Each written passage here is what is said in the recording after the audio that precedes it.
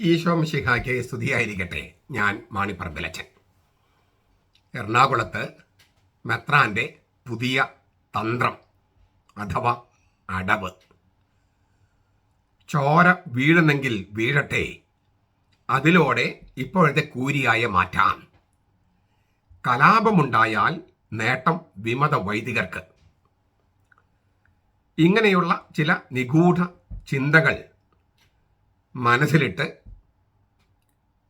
നിയമവിരുദ്ധമായി രൂപം കൊടുത്ത വൈദിക സമിതി, അതിൽ തന്നെ സഭാകുറ്റത്തിന് നടപടി നേരിടുന്നവര്, അതിലേക്ക് നോമിനേറ്റ് ചെയ്യപ്പെട്ട മണവാളനച്ഛനെ ഇറക്കിവിടാൻ പാമ്പ്ളാനി പിതാവിനോട് സ്പെഷ്യൽ ട്രിബ്യൂണൽ തന്നെ ഉത്തരവ് നൽകിയിരിക്കുന്നു.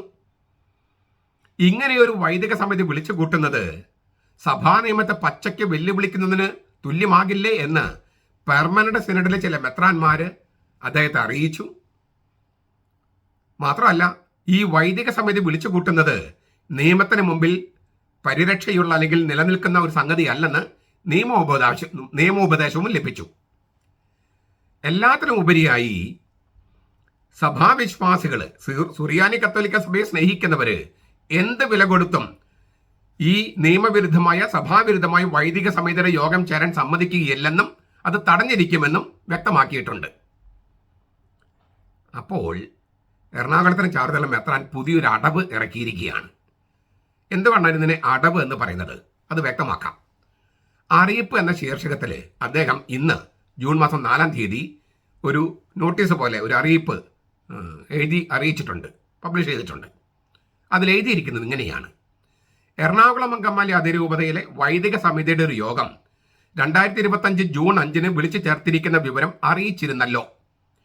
അതിരൂപതയുടെ ഇപ്പോഴത്തെ സാഹചര്യത്തിൽ കൂടുതൽ വിശാലമായ തലങ്ങളിൽ വിഷയങ്ങൾ ചർച്ച ചെയ്യേണ്ടതുണ്ട് എന്നതിനാൽ വൈദിക സമിതി അംഗങ്ങളോടൊപ്പം ആലോചന സമിതി അംഗങ്ങളുടെയും ഫൊറോന വികാരിമാരുടെയും ഒരു സംയുക്ത സമ്മേളനം നാളെ വ്യാഴാഴ്ച രാവിലെ 10 മണിക്ക്, ജൂൺ 5-ാം തീയതി 10 മണിക്ക് അതിരൂപത അധ്യക്ഷൻ മാർ റാഫേൽ തട്ടിപ്പിതാവിന്റെ നിർദ്ദേശപ്രകാരം അതിരൂപത കേന്ദ്രത്തിൽ ഇതിനാൽ വിളിച്ചു ചേർത്തിരിക്കുന്നു. ഈ നോട്ടീസിനാൽ മേൽപ്പറഞ്ഞ വിഭാഗങ്ങളിൽപ്പെട്ട വൈദികരെല്ലാവരും ഈ യോഗത്തിൽ പങ്കെടുക്കേണ്ടതാണ്. ഞാൻ സൂചിപ്പിച്ചു, ഈ വൈദിക സമിതി തന്നെ നിയമാനുസൃതമല്ല. അതേക്കുറിച്ച് ഞാൻ മറ്റൊരു വീഡിയോയിൽ കുറച്ചുകൂടി വിശദമായിട്ട് പറയുന്നുണ്ട്. ഇന്ന് തന്നെ അത് അപ്ലോഡ് ചെയ്യും. നിങ്ങളത് കേൾക്കണമെന്ന് ഞാൻ അഭ്യർത്ഥിക്കുകയാണ്. ഈ വൈദിക സമിതിക്ക് നിയമപരമായി നിലനിൽപ്പില്ല. അതുപോലെ തന്നെ നിയമപരമായി നിലനിൽപ്പില്ലാത്തൊരു സംഗതിയാണ് ആലോചന സമിതി. അതും അതിൻ്റെ കാലാവധി കഴിഞ്ഞിട്ടും 2 വർഷമായി പുതിയ ആലോചന സമിതി നിയമപ്രകാരം രൂപപ്പെടുത്തിയിട്ടില്ല. അപ്പോൾ നിയമത്തിന് മുമ്പിൽ നിലനിൽക്കാത്തതാണ് വൈദിക സമിതി എന്നതുപോലെ ഈ ആലോചന സമിതിയും. ഈ നിലനിൽപ്പില്ലാത്ത, നിയമത്തിന് മുമ്പിൽ നിലനിൽക്കാത്ത 2 സമിതികൾ, വൈദിക സമിതിയും ആലോചന സമിതി, ഈ 2 സമിതികളെ ഒന്നിച്ച് വിളിച്ചിട്ട് അല്ലേ അതിൻ്റെ അന്യായവും അനീതിയും മറച്ചു പിടിക്കാനായി, അത് നിയമപ്രകാരം നിലനിൽക്കില്ല എന്നത് മറച്ചു പിടിക്കാനായി ഫൊറോന വികാരിമാരുടെ യോഗത്തോട് അതിന് കൂട്ടിക്കെട്ടിയിരിക്കുക. നിയമാനുസൃതമല്ലാത്ത 2 സമിതികളെ ഒന്നിച്ച് വിളിച്ചിട്ട് അതിൽ അനീതിയുണ്ട്, അന്യായമുണ്ട്, അതിൽ പ്രശ്നമുണ്ട്, നിയമപ്രകാരം അതിന് ഒരുപാട് പ്രശ്നങ്ങൾ നേരിടേണ്ടി വരും എന്നൊക്കെ അറിഞ്ഞപ്പോൾ അതിനെ ഫൊറോന വികാരിമാരുടെ യോഗത്തോട് കൂട്ടിക്കെട്ടിയിരിക്കുന്നു. ഫൊറോന വികാരിമാരുടെ യോഗം മാത്രമാണ് തത്വത്തിൽ നിയമപരം നിലനിൽക്കുന്നത്. അവർ ഫൊറോന വികാരിമാരായി നിയമപ്രകാരം നിയമിക്കപ്പെട്ടവരാണെങ്കിൽ അവരുടെ മീറ്റിംഗ് വിളിച്ചു കൂട്ടാം, അത് ന്യായം. അങ്ങനെ ന്യായമായി വിളിച്ചു കൂട്ടാവുന്ന ഒരേ ഒരു മീറ്റിംഗ് ഫൊറോന വികാരിമാരുടെയാണ്. വൈദികരുടെ മീറ്റിംഗ് വിളിച്ചു കൂട്ടാം, പക്ഷേ വൈദിക സമിതി എന്ന പേരിലും ആലോചന സമിതി എന്ന പേരിലും വിളിച്ചു കൂട്ടാൻ പറ്റില്ല. പ്രസ്ബിറ്റേറിയൻ വിളിച്ചു കൂട്ടാം, വൈദികരുടെ യോഗം വിളിച്ചു കൂട്ടാം, പക്ഷെ വൈദിക സമിതി, ആലോചന സമിതി എന്നിവ നിലനിൽക്കാത്തത് കൊണ്ട് അവയുടെ പേരിൽ വിളിച്ചു കൂട്ടിയിരിക്കുന്നു. അതിൽ അന്യായവും അനീതിയും അസത്യവും മറച്ചു വയ്ക്കാൻ നിയമപ്രകാരം ഉള്ള ഒരു സമിതി, അല്ലെങ്കിൽ സമിതിയല്ല, ഒരു സംഗതിയാണ് ഫൊറോന വികാരിമാര്. അവരുടെ യോഗം വിളിച്ചിരിക്കുന്നു. അപ്പോൾ നിയമപരമായി നിലനിൽപ്പുള്ള ഒരു ബോഡി നിയമപരമായി നിൽക്കാത്ത 2 സമിതികളുമായി കൂട്ടിക്കെട്ടുന്നു. എന്തിനാണിത്? ഇതിലാണ് ഞാൻ അടവ്, തന്ത്രം, കുതന്ത്രം എന്നൊക്കെ ഞാൻ പറഞ്ഞത്. എന്തിനാണ് ഇങ്ങനെയൊരു അവിഹിത കൂട്ടുകെട്ട്? അന്യായവും ന്യായവും തമ്മിൽ, തിന്മയും നന്മയും തമ്മിൽ കൂട്ടിക്കെട്ടുന്നത് എന്തിനാണ്? അതിൽ ചില നിഗൂഢ ലക്ഷ്യങ്ങളുണ്ട്, ചില രാഷ്ട്രീയ അടവുകളുണ്ട്. മാത്രമല്ല, നേരും നിറവും ഇല്ലാത്ത ഒരു പരിപാടിയാണിത്. നേരും നിറവും ഉണ്ടെങ്കിൽ ഇങ്ങനെ ഈ കുതന്ത്രങ്ങളും അടവുകളും ഉപയോഗിക്കേണ്ട കാര്യമുണ്ടോ? നേരും നിറവും ഉണ്ടെങ്കിൽ, അതായത് ഏകീകൃത കുർബാന ചൊല്ലാൻ തയ്യാറാണ് എന്ന് ഉള്ള ഒരു നേരും നിറവും ഉണ്ടെങ്കിൽ എന്തിനാണ് ഈ വൈദിക സമിതി, ഇല്ലാത്ത വൈദിക സമിതിയും ഇല്ലാത്ത ആലോചന സമിതിയൊക്കെ കൂടുന്നത്? ഫൊറോന വികാരിമാരുടെ മാത്രം യോഗം വിളിച്ചിട്ട് എല്ലാ ഫൊറോനയിലും നടപ്പാക്കാൻ പറയുക. തീർന്നില്ലേ? അത് യോഗം പോലും വിളിക്കേണ്ട കാര്യമുണ്ടോ? ഇനി ഈ യോഗത്തിൽ വരുന്നവർ ആരെങ്കിലും ഏകീകൃത കുർബാന ചൊല്ലാൻ തയ്യാറുള്ളവരാണോ? അല്ല. മാർപ്പാപ്പി അനുസരിക്കാൻ തയ്യാറുള്ളവരാണോ? അല്ല. മെത്രാൻ സെനഡിനെ അനുസരിക്കാൻ തയ്യാറുള്ളവരാണോ? അല്ല. ഇങ്ങനെ പാപ്പാ വിരുദ്ധരും സഭാവിരുദ്ധരും മെത്രാൻ സെനഡിനെ, സുറിയാനി കത്തോലിക്ക സഭയുടെ മെത്രാൻ സെനഡിനെ അനുസരിക്കാത്തവരുമായ ആളുകളുടെ ഒരു യോഗം ഈ തരത്തിൽ, അതായത് നിയമപ്രകാരം നിലനിൽക്കാത്ത രണ്ട് ബോഡികളും നിയമപ്രകാരം നിലനിൽക്കാവുന്ന ഒരു ബോഡിയുമായി കൂട്ടിക്കെട്ടി ഒരു നേരും നിരവുമില്ലാതെ വിളിച്ചു കൂട്ടുന്നതിന്റെ നിഗൂഢ ലക്ഷ്യങ്ങൾ എന്ത്? ഞാൻ ചില സാധ്യതകൾ പറയാണ്. വലിയൊരു ഗണം വൈദികരെത്തുകയും സഭാവിശ്വാസികൾ നിയന്ത്രണം വിട്ട് അവർ ആക്രമിക്കുകയോ കൈകാര്യം ചെയ്യുകയോ ചെയ്താൽ, ഒരു കലാപമുണ്ടായാൽ, ചോര വീണാൽ, അല്ലെങ്കിൽ ആ തരത്തിലുള്ള എന്തെങ്കിലും സംഭവിച്ചാൽ സാധാരണ അൽമായ വിശ്വാസികളും പൊതുജനവും സഭാവിശ്വാസികൾക്ക് എതിരാകും. അത് സൃഷ്ടിച്ചെടുക്കാനുള്ള അടവാണിത്. വലിയൊരു ഗണം വൈദികർ വരിക, സഭാവിശ്വാസികൾ അല്ലെങ്കിൽ തന്നെ ക്ഷമയുടെ നെല്ലിപ്പല കണ്ട് നിൽക്കുക, നിയന്ത്രണം എപ്പോൾ വേണമെങ്കിലും വിടാം. ഇത് അവർക്ക് മനസ്സിലാക്കിയിട്ടുണ്ട്. അപ്പോൾ സഭാവിശ്വാസികൾ നിയന്ത്രണം വിട്ട് ഈ വിമത വൈദികരെയോ അൽമായ മുന്നേറ്റ ഗുണ്ടകളെയോ അവർ വരുമില്ല എന്നൊക്കെ പറഞ്ഞിരിക്കും, നമുക്ക് അറിഞ്ഞുകൂടാ. ഈ വിമത വൈദികര് അതൊരു വലിയൊരു ഗണം. അപ്പോൾ ഈ സഭാവിശ്വാസികളെ എങ്ങാനും നിയന്ത്രണം വിട്ട് അവരെ കൈകാര്യം ചെയ്താൽ പൊതുജന വികാരം സഭാവിശ്വാസികൾക്ക് എതിരാകും. സാധാരണ അൽമായരും ഒരു പക്ഷേ സഭാവിശ്വാസികൾക്ക് എതിരാകാം. അങ്ങനെ ഒരു പൊതുജന വികാരം സഭാവിശ്വാസികൾക്കെതിരെ സൃഷ്ടിച്ചെടുക്കുക, ഇതായിരിക്കാം തന്ത്രങ്ങളിൽ ഒന്ന്.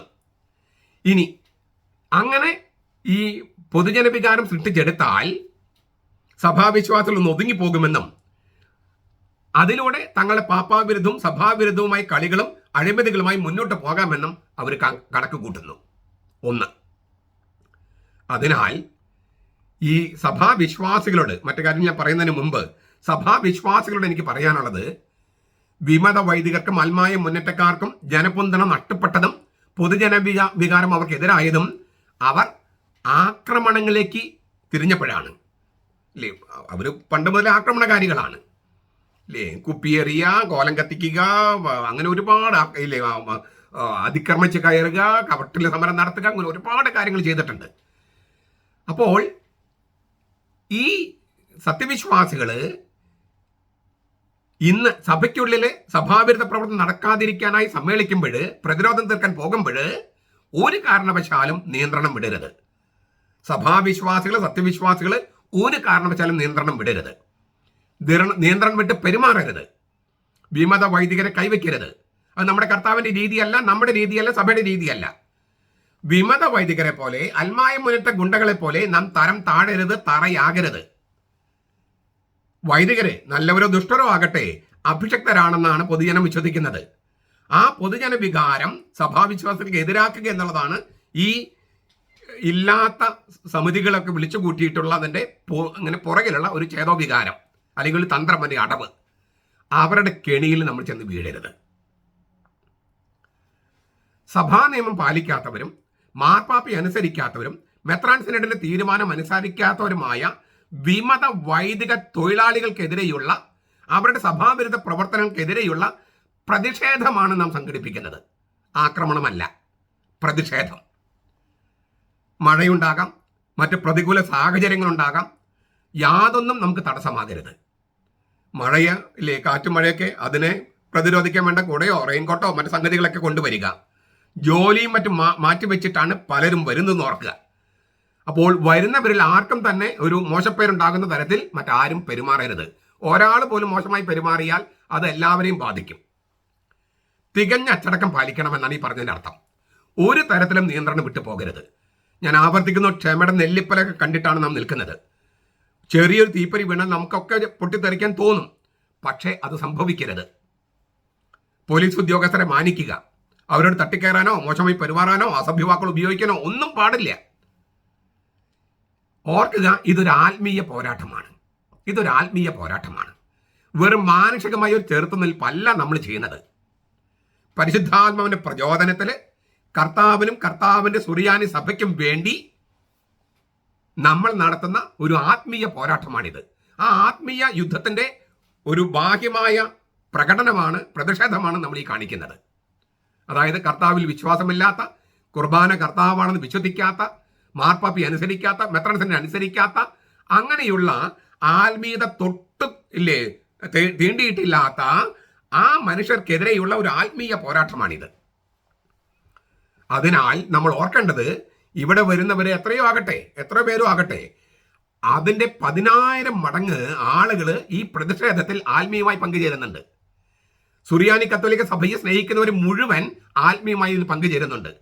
അപ്പൊ കാണുന്നത് കുറച്ച് പേരാണെങ്കിലും മനസ്സുകൊണ്ടും പ്രാർത്ഥന കൊണ്ടും ഉപവാസം കൊണ്ടും തപസ് കൊണ്ടും പിന്നെ ആഗ്രഹം കൊണ്ടും ഒരുപാട് പേര്, അതായത് സുറിയാനി കത്തോലിക്ക സഭ സ്നേഹിക്കുന്നവർ മുഴുവൻ ഈ പ്രതിഷേധത്തിൽ പങ്കുകൊള്ളുന്നുണ്ട്. ആത്മീയ പോരാട്ടത്തിന് അങ്ങനെ ഒരു അർത്ഥമുണ്ട്. അവർക്ക് ശാരീരികമോ ഒന്നും ചേരാൻ കഴിയില്ല, പല കാരണങ്ങളും നമുക്കറിയാലോ. അപ്പോൾ ഞാൻ പറയാണ്, ഉപവാസം, പ്രാർത്ഥന, സങ്കീർത്തന, ആലാപനം, അവരുമായിട്ട് അങ്ങനെ ആത്മീയമായിട്ട് നമ്മളോട് ഇങ്ങനെ പൊരുത്തപ്പെട്ട് നിൽക്കുകയാണ്. അവരോട് നാം മനസ്സുകൊണ്ട് ഒന്നാവുക, ഈ പ്രതിഷേധത്തിൽ പങ്കെടുക്കുന്നവര്. അങ്ങനെ പരിശുദ്ധാത്മന് തുണയിലും സാന്നിധ്യത്തിലും പരിശുദ്ധ റൂഹാക്ക് ചേർന്ന രീതിയിലും ആയിരിക്കട്ടെ നമ്മുടെ ഈ പ്രതിഷേധം, ഈ ആത്മീയ പോരാട്ടം, ആത്മീയ യുദ്ധം. പൈശാചിക തന്ത്രങ്ങൾക്കെതിരെയാണ്, പൈശാചിക അടവുകൾക്കെതിരെയാണ് നമ്മുടെ യുദ്ധം എന്ന് എപ്പോഴും ഓർക്കുക. അതുപോലെ തന്നെ ചെയ്യേണ്ടതാണ് നമ്മുടെ പ്രതിഷേധത്തിന്റെ ലക്ഷ്യങ്ങൾ എപ്പോഴും മനസ്സിൽ സൂക്ഷിക്കണം. എപ്പോഴും ഒരു സെക്കൻഡ് പോലും അത് വിട്ടുപോകരുത്. എന്താണ്? ഒന്ന്, മാർപ്പാപ്പയുടെയും സീറോ മലബാർ സഭയുടെ മെത്രാൻ സിനഡിന്റെയും തീരുമാനത്തിനെതിരെ ഒരു തരത്തിലുള്ള സമവായവും നാം അംഗീകരിക്കില്ല. മാർപ്പാപ്പയുടെയും സീറോ മലബാർ സഭയുടെ മെത്രാൻ സിനഡിന്റെയും തീരുമാനത്തിനെതിരെ മറ്റൊരു തരത്തിലുള്ള സമവായവും നാം അംഗീകരിക്കില്ല. അതായത് ആഴ്ചയിൽ ഒരിക്കൽ ലിസിറ്റ് കുർബാനയും സാധുവായ കുർബാനയും മറ്റെല്ലാ കുർബാനകളും ഇല്ലിസിറ്റും, അങ്ങനെ ഒരേ ബലിപീഠത്തില് ഇല്ലേ നിയമാനുസൃതവും നിയമാനുസൃതമല്ലാത്തതുമായ ലിസിറ്റും ഇല്ലിസിറ്റുമായി കുർബാന അർപ്പിക്കുന്ന ഒരു സമവായ ഫോർമുല, അത് തീർത്തും നമ്മൾ അംഗീകരിക്കുന്നില്ല, ഒട്ടും അംഗീകരിക്കുന്നില്ല. ഇപ്പോൾ ഏകീകൃത കുർബാന തന്നെ ഒരു സമവായമാണ്. പല രൂപതകളിലും മുഴുവൻ നേരം ദൈവോന്മുഖമായിരുന്നു, പല രൂപതയിലും മുഴുവൻ സമയം ജനാഭിമുഖമായിരുന്നു. ഇപ്പോൾ അത് ഇല്ലേ സമവായത്തിലൂടെയാണ് ഇപ്പൊ നമ്മൾ പറഞ്ഞ ഏകീകൃത കുർബാന. വചന ശുശ്രൂഷ ജനാഭിമുഖമായിട്ടും പിന്നെ അനാഫറ ദൈവോന്മുഖമായിട്ടും അത് തന്നെ ഒരു സമവായമാണ്. അതിൻ്റെ ഉള്ളിൽ മറ്റൊരു സമവായം ആവശ്യമില്ല, അനുവദിക്കൂല. മാത്രമല്ല മെത്രാന്മാരെ തന്നെ പ്രഖ്യാപിച്ചിട്ടുണ്ട്, പരസ്യമായി നമ്മൾ അറിയിച്ചിട്ടുണ്ട്, ജനാഭിമുഖ കുർബാന സുറിയാനി കത്തോലിക്ക സഭയായ സീറോ മലബാർ സഭയിൽ ഇല്ലിസിറ്റാണ്. ഇല്ലിസിറ്റായ കുർബാന ചൊല്ലാൻ ഏത് മെത്രാൻ അനുവാദം ചോദിച്ചാലും നമ്മൾ അത് സമ്മതിക്കില്ല. പാടുണ്ടോ? നിയമാനുസൃതമല്ലാത്ത കുർബാന അർപ്പിക്കാൻ നമ്മൾ അനുവദിക്കാൻ പാടുണ്ടോ? അവർക്ക് നിയമാനുസൃതമല്ലാത്ത കുർബാന അർപ്പിക്കട്ടെ ചോദിക്കാൻ അവർക്ക് ധാർമ്മിക ബോധം ഇല്ലാത്തതുകൊണ്ട് ചോദിക്കും. നമുക്ക് ധാർമ്മിക ബോധം നശിച്ചിട്ടില്ല. അതുകൊണ്ട് തന്നെ ഇല്ലിസിറ്റായ കുർബാന ഒരു പള്ളിയിലും ഒരു കുർബാനയ്ക്കും അർപ്പിക്കാനായിട്ട് നമ്മൾ തയ്യാറല്ല. ഇത് നമ്മൾ ഓർക്കണം, എപ്പോഴും ഓർക്കണം.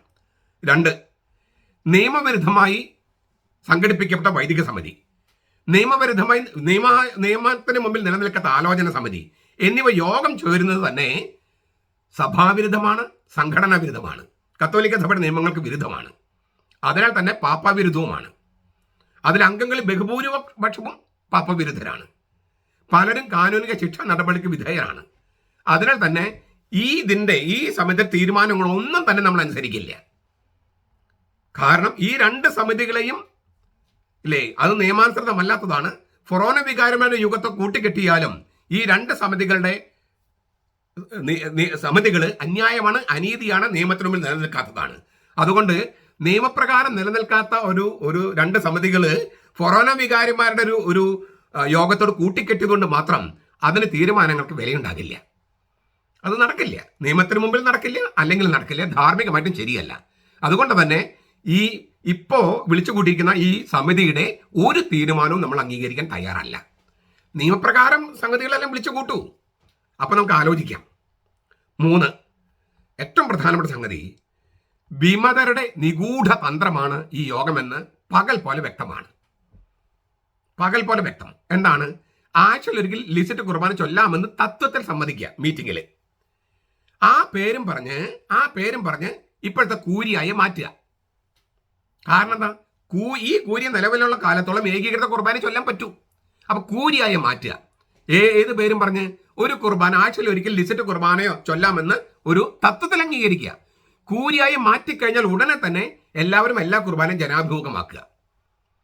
ഇതൊരു നിഗൂഢ തന്ത്രമാണ്, അടവാണ്. ഇത് എല്ലാവർക്കും അറിയാം. ഇത് ബന്ധപ്പെട്ട മെത്രാന്മാരെ ഒക്കെ അറിയിച്ചിട്ടുണ്ട്. നാലാമത്തെ കാര്യം, ഈ നിഗൂഢ തന്ത്രം അറിഞ്ഞിട്ടും അതിന് തടയിടാതെ അതിനെ പ്രോത്സാഹിപ്പിക്കുകയും അനുവദിക്കുകയും ചെയ്യുന്ന സഭാ നേതൃത്വത്തിന്റെ ഇരട്ടത്താപ്പിനെ പൗരത്വ തിരുസംഘത്തിന് മുമ്പിൽ തുറന്നു കാട്ടുക. ഇത് നമ്മുടെ 4ാമത്തെ ലക്ഷ്യമാണ്. ഈ വിമത വൈദികരുടെയും വിമത മെത്രാന്മാരുടെയും നിഗൂഢ തന്ത്രം അറിഞ്ഞിട്ടും അതിനെ തടയിടാതെ അതിനെ പ്രോത്സാഹിപ്പിക്കുകയും അനുവദിക്കുകയും ചെയ്യുന്ന സഭാ നേതൃത്വത്തിന്റെ ഇരട്ടത്താപ്പിനെ വത്തിക്കാന് മുമ്പിൽ തുറന്നു കാട്ടുക. വത്തിക്കാനിൽ ചെന്ന് പൗരത്വ തിരുസംഘത്തിന് മുമ്പാകെ ചെന്ന് മാർപ്പാപ്പയെ അനുസരിക്കുമെന്ന് വാക്ക് കൊടുക്കുക. രേഖയിലും അങ്ങനെ ചെയ്യുക. എന്നിട്ട് നാട്ടിൽ വന്ന് പ്രയോഗത്തിൽ മാർപ്പാപ്പയെ ധിക്കരിക്കുക മാത്രമല്ല, ധിക്കരിക്കുന്നതിനുമായി അവിശുദ്ധ കൂട്ടുകെട്ടിൽ ഏർപ്പെടുക. ഇതാണ് ഇരട്ടത്താപ്പ്. ഇത് പൗരത്വ തിരുസംഘത്തെയും ഇപ്പോഴത്തെ മാർപ്പാപ്പയും ബോധ്യപ്പെടുത്തുക. അത് നമുക്ക് സാധിക്കും. അതുവഴിയായി മാർപ്പാപ്പയെ ധിക്കരിക്കുന്ന ഇപ്പോഴത്തെ സഭാ നേതൃത്വത്തിന് പുറത്തേക്കുള്ള വഴി കാണിക്കുക. ഇതാണ് നമ്മുടെ ഈ പ്രതിഷേധത്തിന്റെ ലക്ഷ്യങ്ങൾ, 4 ലക്ഷ്യങ്ങൾ ഞാൻ പറഞ്ഞത്. ഇതിന് ഞാൻ പറഞ്ഞല്ലോ, സമാധാനത്തിൽ നമുക്ക് സഭയ്ക്ക് ചേരുന്ന തരത്തിൽ പരിശുദ്ധാത്മാവിന്റെ പ്രചോദനത്തിൽ നേതാക്കന്മാരൊക്കെ ഉണ്ട്. അവരെല്ലാം തരുന്ന നിർദ്ദേശങ്ങളെല്ലാം പാലിച്ച് അതേസമയം ശക്തമായ പ്രതിഷേധം തീർക്കും വേണം. അതിന് തോമസ് ലീഗ നമുക്ക് വേണ്ടി പ്രാർത്ഥിക്കട്ടെ. കർത്താവ് നമ്മുടെ കൂടി ഉണ്ടാകട്ടെ. പരിശുദ്ധാത്മ നിങ്ങളുടെ മുഴുവൻ നേരവും നിങ്ങൾക്ക് തുണയായിരിക്കട്ടെ. പരിശുദ്ധാത്മ നമുക്ക് വേണ്ടി മധ്യസ്ഥം അപേക്ഷിക്കട്ടെ. നമ്മുടെ കർത്താവ് ഈശോ മിശിഹായുടെ കൃപയും പിതാവായ ദൈവത്തിന്റെ സ്നേഹവും പരിശുദ്ധാത്മാവിന്റെ സഹവാസവും നാം എല്ലാവരോടും കൂടി ഉണ്ടായിരിക്കട്ടെ, ഇപ്പോഴും എപ്പോഴും എന്നേക്കും. ആമീൻ.